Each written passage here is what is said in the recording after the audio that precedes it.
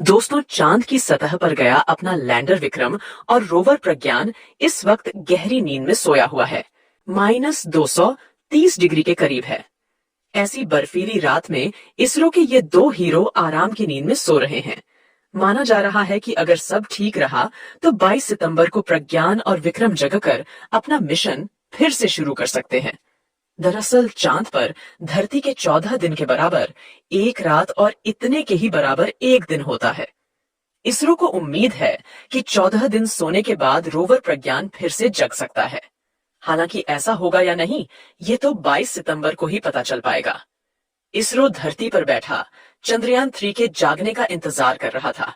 तभी चांद पर कुछ ऐसा हुआ कि इसरो भी हैरान रह गया। हाल ही में विक्रम लैंडर ने इसरो को एक ऐसा संदेश भेजा जिसके बाद इसरो समेत पूरी दुनिया की अंतरिक्ष एजेंसियां हरकत में आ गई।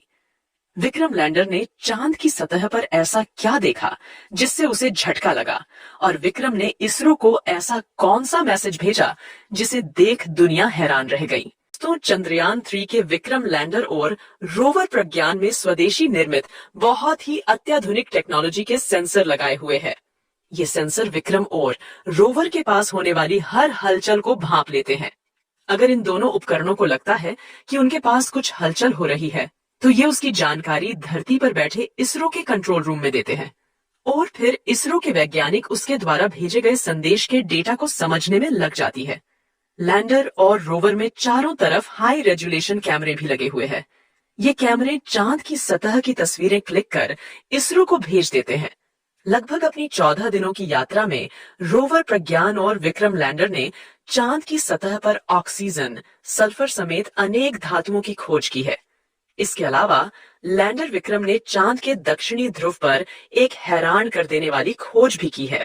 बीती रात 2 बजे इसरो के वैज्ञानिक लैंडर को स्लीप मोड में डालने की तैयारी कर रहे थे, क्योंकि चांद पर रात हो चुकी है और रात में लैंडर और विक्रम काम नहीं कर सकते हैं। उन्हें काम करने के लिए सूरज से एनर्जी चाहिए। ऐसे में जब 14 दिन बाद सूरज निकलेगा, तभी ये उपकरण काम कर पाएंगे। रात में इनकी बैटरी डिस्चार्ज न हो, इसके लिए इसरो ने दोनों को स्लीप मोड में डाला है। बीती रात जब इसरो के वैज्ञानिक लैंडर को स्लीप मोड में डाल रहे थे, तो उन्होंने देखा कि विक्रम लैंडर की बैटरी भी फुल चार्ज है और ईंधन भी अभी बहुत पड़ा हुआ है। ऐसे में कंट्रोल रूम में बैठे वैज्ञानिकों ने एक नया प्रयोग करने की सोची। वैज्ञानिकों के मन में आया कि जब ईंधन पड़ा है और बैटरी भी फुल चार्ज है, तो क्यों न चांद की सतह पर विक्रम लैंडर को थोड़ा उड़ाया जाए। वैज्ञानिकों ने तुरंत विक्रम लैंडर के नीचे के दोनों रॉकेट चालू कर दिए और विक्रम चांद की सतह पर ऊपर उठ गया।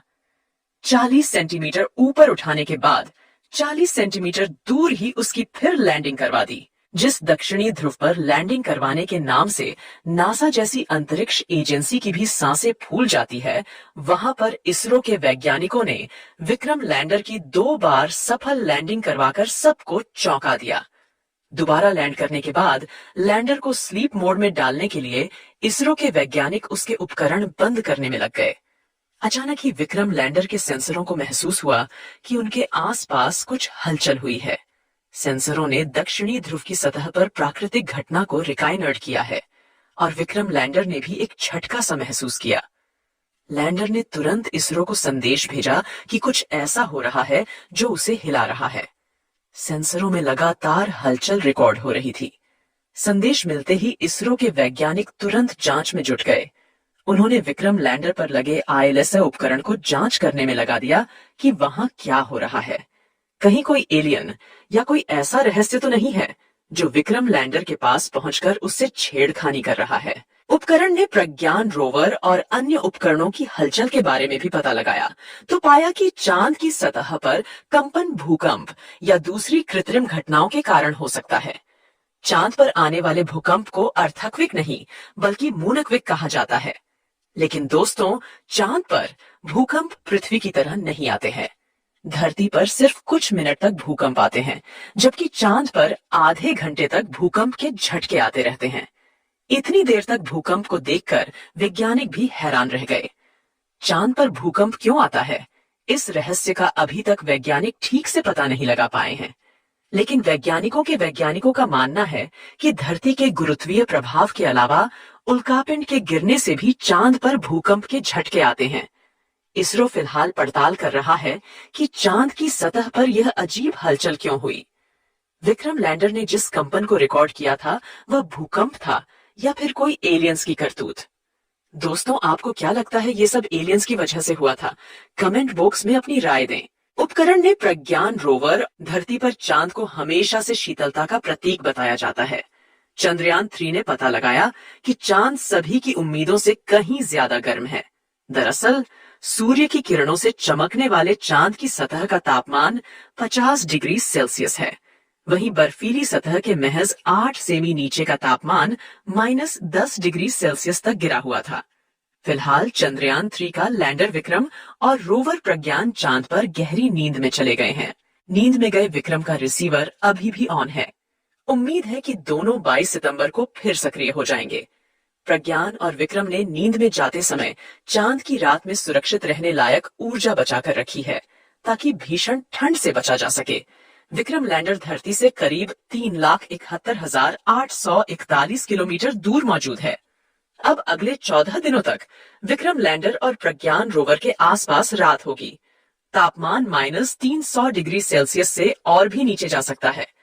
लैंडर रोवर अगर ये सर्दी बर्दाश्त कर लेते हैं तो सूरज उगने पर उनके सोलर पैनल के जरिए चार्ज हो सकते हैं, लेकिन इसकी संभावना बेहद कम मानी जा रही है क्योंकि इतनी ज्यादा ठंड में विक्रम और प्रज्ञान के उपकरण काम करना बंद कर सकते हैं और बैटरी भी खराब हो सकती है। चांद की सतह पर इस समय रोवर और लैंडर भले ही आराम से सो रहे हो, लेकिन भारत का इसरो इस पर लगातार नजर बनाए हुए है। इसरो के वैज्ञानिक बस अब 22 सितंबर के इंतजार कर रहे हैं। इस दिन सूरज निकलते ही इसरो से लैंडर को सिग्नल भेज जाएगा। अगर सब कुछ सही रहा तो लैंडर सिग्नल को रिसीव कर लेगा और जाग जाएगा, और अगर रिसीव नहीं किया तो हमेशा के लिए चांद की सतह भारत की पहचान के रूप में मौजूद रहेगा। दोस्तों, चांद पर 14 दिन आराम करने के बाद देखते हैं आखिर 22 अगस्त को क्या होता है। दोस्तों, आपकी दुआओं के बल पर ही चंद्रयान 3 ने 23 अगस्त को चांद की सतह पर सफल लैंडिंग की थी। अब एक बार फिर आप कमेंट बॉक्स में प्रार्थना करें कि जब चांद की सतह पर 22 सितंबर को सूर्य की रोशनी पड़े तो हमारा चंद्रयान 3 नींद से उठ जाए और फिर से काम करने लग जाए। इसरो के वैज्ञानिकों की मेहनत के लिए जय हिंद लिखना न भूले।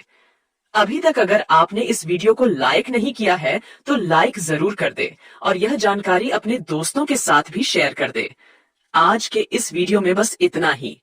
मिलते हैं जल्द ही अगले नॉलेजेबल और चंद्रयान 3 के नए अपडेट के साथ। तब तक के लिए आप इस चैनल को सब्सक्राइब कर बेल आइकन को भी दबा दे। वीडियो को अंत तक देखने के लिए आपका बहुत बहुत धन्यवाद। जय हिंद, जय इसरो।